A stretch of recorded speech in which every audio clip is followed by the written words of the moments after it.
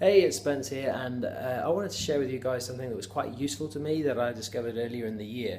I'm sure it's something that all of you are quite familiar with. You probably use in your daily life at work to help you become more productive at work and essentially do more work. We at Storm use it slightly differently in that we use it to try and create more of a balanced life for our clients, and also to allow them to do more of the things that they want to do and kind of limit the amount of time they spend doing things that they perhaps don't want to do. So I'm just going to show you here, hopefully you can see that, quadrant of life, if you want to call it that. So essentially in quadrant 1 here, we've got necessity, things you have to do. And in a day, tasks will come up and we kind of have to order them into one of these sections. And we naturally do this without necessarily having a chart or a way of doing it. So things will pop up that will be necessity. We have to do them. So these are crises, these are deadlines, pressing issues. And then over here we have the quadrant of quality. So we have preparation, planning, things that are value driven and fit with your personal values, and also building relationships, either with loved ones, with family, or with people within your business, within your working environment, that's going to lead to more productivity.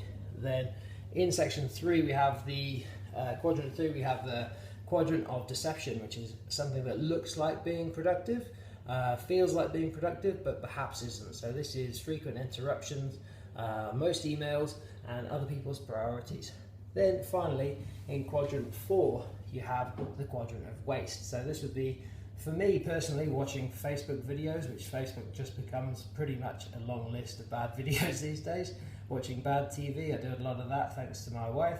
And then some emails and most sales calls.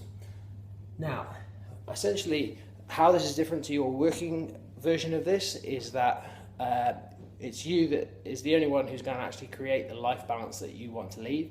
So what you can do is you can start to identify where your time is best spent, and create strategies to steer your time towards the things that you want to work on. So essentially, if we spend a lot of time down here in quadrant 4 wasting time watching Facebook videos, then we're going to end up with the things that we should have been doing in terms of planning, building relationships, preparation, ending up into the quadrant 1 activities, which will end up causing a lot of stress because they are crisis, deadline, pressing issues. If we spend a lot of time in quadrant 3, again, dealing with other people's priorities, dealing with loads of emails, then we're going to end up in quadrant 1 again, instead of actually making the time to plan and to do the things necessary to do to be successful in our careers and successful with building good relationships with our friends and family, etc. So what we really need is a method of creating something where we're not going to spend a lot of time down through here, so that we can spend more time through here, and by default not ending up in this quadrant quite so often.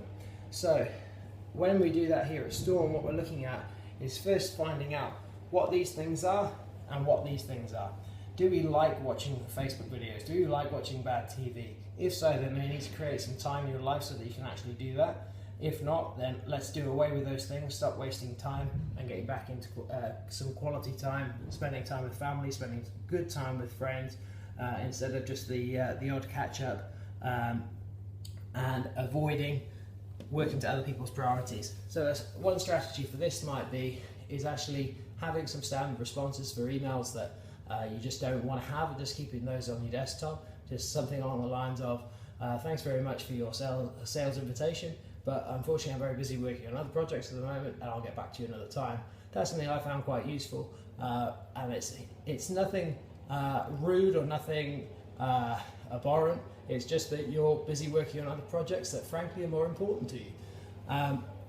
Then essentially we want to avoid going into necessity, so we need to spend plenty of time up through here.